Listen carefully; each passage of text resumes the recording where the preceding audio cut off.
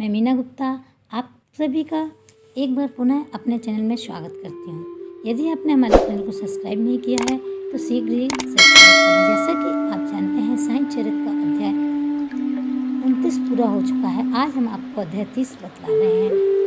उससे पहले हो जाए साईं का जयकारा। ओम साईं राम। आप जानते हैं कि इंसान खुद नहीं जानता कि उसे इस मनुष्य जन्म में क्या भोगना है। भगवान साईं का ध्यान करो, आशीर्वाद प्राप्त होगा। एक वही जीवन का सहारा है। हे साईं, अपनी कृपा दृष्टि सदा हम पर रखना, हमारा उद्धार करना। एक साईं जी ही तो हैं जो भक्तों पर करुणा कर कृपा कर राहत दिलाते हैं। दूसरों का दुख स्वयं साईं सहकर हमें सुख प्राप्त कराते हैं। ऐसे साईं को हमारा शत शत नमन। साईं जी सब भक्तों के दिल में हैं। वे आत्मा बनकर शरीर में निवास करते हैं। बस विश्वास बुलंद होगा, वही जीवन में निश्चिंत होगा कि साईं कृपा उसके साथ है। मालिक पर अपनी पूरी श्रद्धा रखो, वे आपको भवसागर से पार करा देंगे। भक्तों को सतर्क करना, मार्गदर्शन कराना ये साईं का कर्तव्य है। अच्छे बुरे का ज्ञान साईं ही भक्तों को कराता है। तो चलिए अध्याय 30 प्रारंभ करते हैं। काका को एक नाती भागवत देना, श्यामा को विष्णु सहस्त्रनाम प्रदान करना, जो को गीता पढ़ने को कहना और श्रीमान व श्रीमती कापड़े की कथा इस अध्याय में वर्णन है। काका को एक नाती भागवत देना। भक्तों को जिस ग्रंथ विशेष का पारायण करना होता था उसे वे बाबा के कर कमलों में भेंट कर देते थे, और यदि बाबा उसे अपने कर कमलों से स्पर्श कर लौटा देते तो वे उसे स्वीकार कर लेते थे। उनकी ऐसी भावना हो जाती थी कि ऐसे ग्रंथ का यदि नित्य पाठ किया जाएगा तो बाबा की कृपा सदैव उन पर रहेगी। एक बार काका महाजनी श्री एकमती भागवत को लेकर शिरडी आए। श्यामा ने यह ग्रंथ अध्ययन के लिए उनसे ले लिया और उसे लिए हुए वे मस्जिद पहुँचे। तब बाबा ने यह ग्रंथ श्यामा से ले लिया और उन्होंने इसे स्पर्श कर कुछ विशेष पृष्ठों को देखकर उसे संभाल कर रखने की आज्ञा देकर वापस लौटा दिया। श्यामा ने उन्हें बताया कि यह ग्रंथ तो काका साहिब का है और उन्हें इसे वापस लौटाना है। तब बाबा कहने लगे कि नहीं नहीं, यह ग्रंथ तो मैं तुम्हें दे रहा हूँ, तुम इसे सावधानी से अपने पास रखो, यह तुम्हें अत्यंत उपयोगी सिद्ध होगा। कुछ दिनों पश्चात काका महाजनी पुनः श्री एकनाथी भागवत की दूसरी प्रति लेकर आए और बाबा के कर कमलों में भेंट कर दी, जिसे बाबा ने प्रसाद स्वरूप लौटाकर उसे सावधानी से संभाल कर रखने की आज्ञा दी। साथ ही बाबा ने उन्हें आश्वासन दिया कि यह तुम्हें उत्तम स्थिति में पहुंचाने में सहायक सिद्ध होगा। काका ने उन्हें प्रणाम कर उसे स्वीकार कर लिया। श्यामा को विष्णु सहस्त्रनाम प्रदान करना। श्यामा बाबा के परम भक्त थे, इस कारण बाबा उन्हें एक विचित्र ढंग से विष्णु सहस्त्रनाम प्रसाद रूप में देने की कृपा करना चाहते थे। तभी एक रामदासी आकर कुछ दिन शिरडी में ठहरा।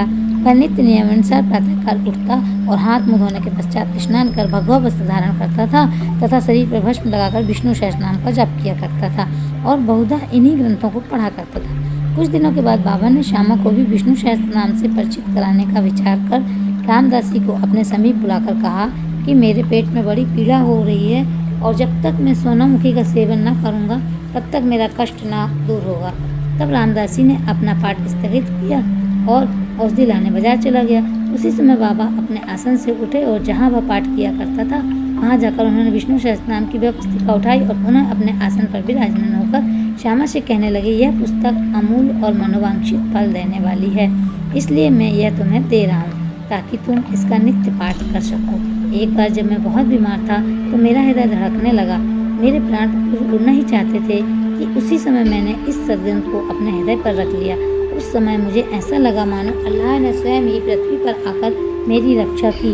इस कारण यह ग्रंथ मैं तुम्हें दे रहा हूँ। इसे थोड़ा थोड़ा धीरे धीरे कम से कम एक श्लोक प्रतिदिन अवश्य पढ़ना, जिससे तुम्हारा भला होगा।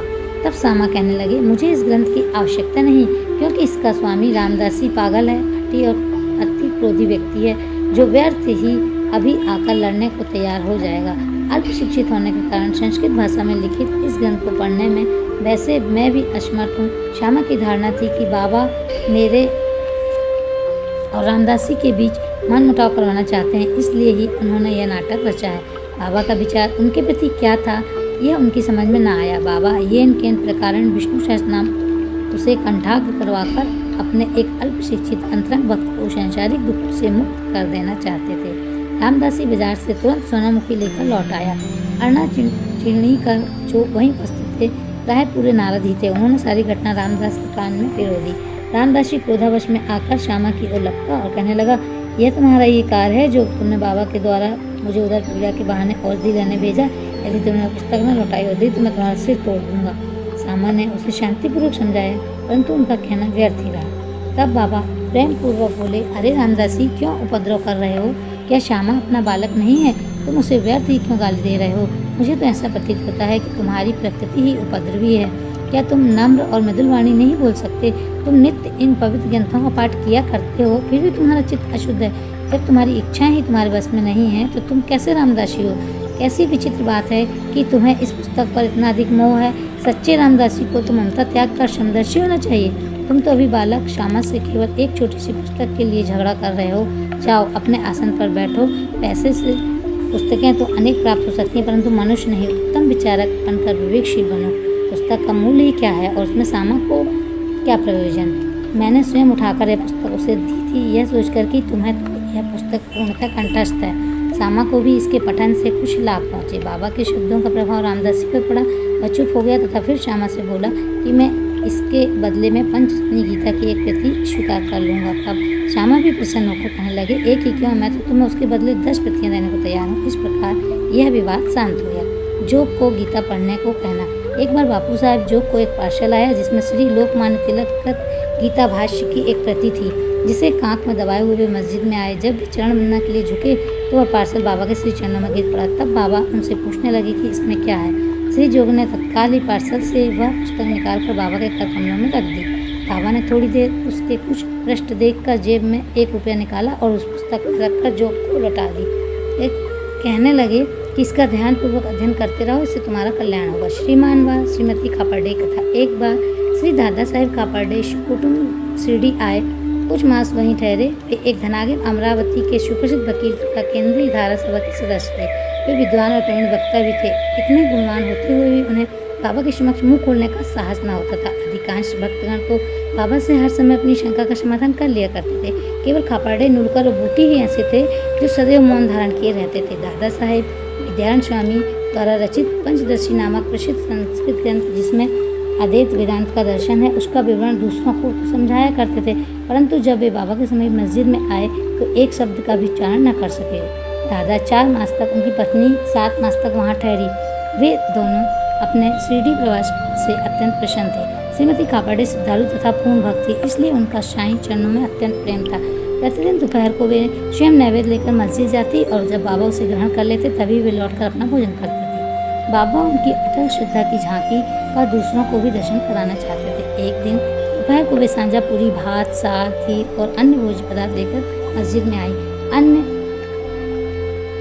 दिनों में तो प्रातः भोजन घंटों तक बाबा की प्रतीक्षा में पड़ा रहता था, परंतु उस दिन वे तुरंत उठे और भोजन के स्थान पर आकर आसन ग्रहण कर लिया और थाली पर से कपड़ा हटाकर उन्होंने रुचिपूर्वक भोजन करना प्रारंभ कर दिया। तब श्यामा कहने लगे, यह पक्षपात क्यों? दूसरों की थालियों पर तो आप दृष्टि तक नहीं डालते, उल्टे उन्हें फेंक देते हैं, परंतु आज इस भोजन को आप बड़ी उत्सुकता और रुचि से खा रहे हैं। आज इस बाई का भोजन आपको इतना स्वादिष्ट क्यों लगा? यह विषय तो हम लोगों के लिए एक समस्या बन गया है। तब बाबा ने इस प्रकार समझाया, सचमुच ही इस भोजन में एक विचित्रता है। पूर्व जन्म में यह बाई एक व्यापारी की मोटी गाय थी जो बहुत अधिक दूध देती थी। पशु यानी त्याग कर इन्होंने एक माली के कुटुंब में जन्म लिया। उस जन्म के उपरांत फिर यह एक क्षत्रिय वंश में उत्पन्न हुई और इनका ब्याह एक व्यापारी से हो गया। दीर्घ काल के पश्चात उनसे भेंट हुई है, इसीलिए इनकी थाली में से प्रेमपूर्वक 4 गिलास तो खा लेने दो।